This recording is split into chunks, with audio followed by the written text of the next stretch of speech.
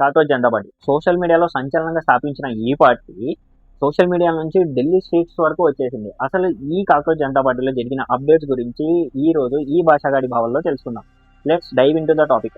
Founder Abhijit Dipke ఎవరైతే ఉన్నారో అమెరికాలో కూర్చొని ట్వీట్లు పెట్టడం, కమెంట్స్ పెట్టడం, పోస్టులు పెట్టడం కాదు, డైరెక్ట్గా వచ్చి ప్రొటెస్ట్ చేయని చాలా మంది అడిగారు. దానికి సమాధానంగానే ఆయన జూన్ 6వ తేదీ శనివారం డైరెక్ట్ ఇండియాలో ల్యాండ్ అయ్యారు. అండ్ సర్ప్రైజింగ్లీ ఆయన ల్యాండ్ అయినా కూడా ఎవరు అరెస్ట్ చేయలేదు. ఆయన హ్యాపీగానే ల్యాండ్ అయిపోయారు. అండ్ ఆయన ల్యాండ్ అవడమే చేతిలో ఒక బుక్ పట్టుకున్నారు. అదే మన భారతదేశ రాజ్యాంగాన్ని పట్టుకొని దిగారు. అండ్ ఇందులో మోస్ట్ సర్ప్రైజింగ్ ఫ్యాక్టర్ ఏంటో తెలుసా, ఆయన ప్రొటెస్ట్ చేయడానికి పోలీసులు కూడా పర్మిషన్ ఇచ్చారు. సో ఈ పర్మిషన్ తీసుకొని ఆయన డైరెక్ట్ ఎయిర్పోర్ట్ నుంచి ప్రొటెస్ట్ ఎక్కడ చేస్తున్నారో అక్కడి వరకు వెళ్ళిపోయాడు. ఈ ప్రొటెస్ట్ ఎక్కడ జరిగిందంటే ఢిల్లీలో జంతర్ మంతర్ దగ్గర జరిగింది.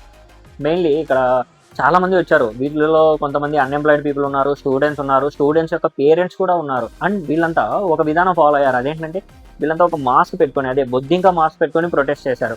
ఈ ప్రొటెస్ట్లో వీళ్ళు మెయిన్గా డిమాండ్ చేసింది ఏంటంటే నీట్ యూజీ 2026 పేపర్ లీక్ జరిగింది కదా, దానికి బాధ్యత వహిస్తూ విద్యాశాఖ మంత్రి ధర్మేంద్ర ప్రధాన్ ఉన్నారు కదా, ఆయన రాజీనామా చేయాలని వీళ్ళకి మెయిన్ డిమాండ్.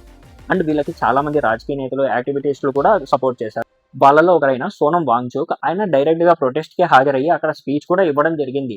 అండ్ లెఫ్టిస్ట్ పార్టీల జాతీయ నాయకురాలు అని రాజా, ఆవిడతో పాటు కొంతమంది స్టూడెంట్ పీపుల్ లీడర్స్ కూడా హాజరయ్యారు. అలాగే అందరూ మంచిగా ప్రొటెస్ట్ చేయడానికే రారు, కొందరు గొడవలు పెట్టడానికి కూడా వస్తారు. అలా ఆర్ఎస్ఎస్ నేతలు సిపిఐ నేతలపైన దాడి చేశారని చెప్పుకొని వచ్చారు. అండ్ వీరికి మద్దతుగా మహారాష్ట్ర మాజీ సీఎం ఉద్ధవ్ ఠాక్రే ఒక స్టేట్మెంట్ ఇచ్చారు. ఏంటంటే ఈ కాక్రోచ్, ఈ యూత్ని ఎవరైతే ఉన్నారో వీళ్ళని తక్కువగా అంచనా వేయకండి, వాళ్ళ మాట వినండి అంటూ గవర్నమెంట్ని ఆయన హెచ్చరించడం జరిగింది. ఈ ప్రొటెస్ట్ తర్వాత అభిజిత్ దిప్కే మీడియాతో మాట్లాడుతూ ఒక అల్టిమేటం జారీ చేశారు. అదేంటంటే జూన్ 13లోగా ధర్మేంద్ర ప్రధాన్ రాజీనామా చెయ్యకపోతే ఈ నిరసనలని ఇంకా పెద్ద ఎత్తున చేస్తాము, ప్రతి రాష్ట్రానికి నేనే ప్రత్యక్షంగా వెళ్ళి అక్కడ నిరసనలు చేపడతాను, దీన్ని పెద్ద ఎత్తున చేస్తాను అని ఆయన చెప్పుకొని వచ్చారు. దీనిలో భాగంగానే జూన్ 11వ తేదీ గురువారం మహారాష్ట్ర పూణేలో సావిత్రిబాయి పూణే యూనివర్సిటీలో ఒక ప్రొటెస్ట్ చేయడానికి వీళ్ళు డిసైడ్ అయ్యారనమాట. అండ్ ఇవన్నీ చెప్తూనే ఆయన ఇంకోటి కూడా క్లారిటీ ఇచ్చారు. అదేంటంటే తనపైన వస్తున్న రాజకీయ ఆరోపణలు, నేను ఈ పార్టీకి చెందిన వాడిని, మెయిన్లీ ఆమ్ ఆద్మీ పార్టీకి చెందిన వాడిని అని చాలా మంది ట్రోల్ చేస్తున్నారు. కానీ మెయిన్లీ ఈ కాక్రోచ్ జనతా పార్టీ స్థాపించింది జంజీ కోసమే, యువత కోసమే, వాళ్ళ తరపున మేము పోరాడడానికి, వాళ్ళకు ఒక హోప్ని ఇవ్వడానికి మాత్రమే ఆయన స్పష్టం చేశాడు.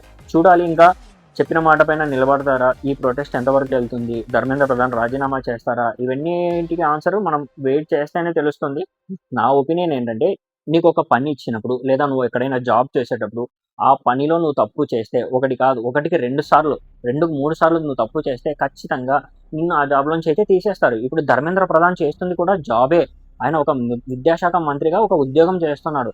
అయినా దాన్ని కరెక్ట్గా నిర్వర్తించలేకపోతున్నారు. సో దానికి ఆయన ఏదో ఒకటి బాధ్యత వహించాలి కదా. నేను కూడా ఆయన రాజీనామా చేయాలనే కోరుకుంటున్నా.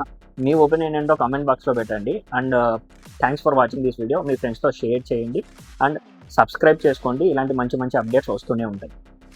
Love you all. బై.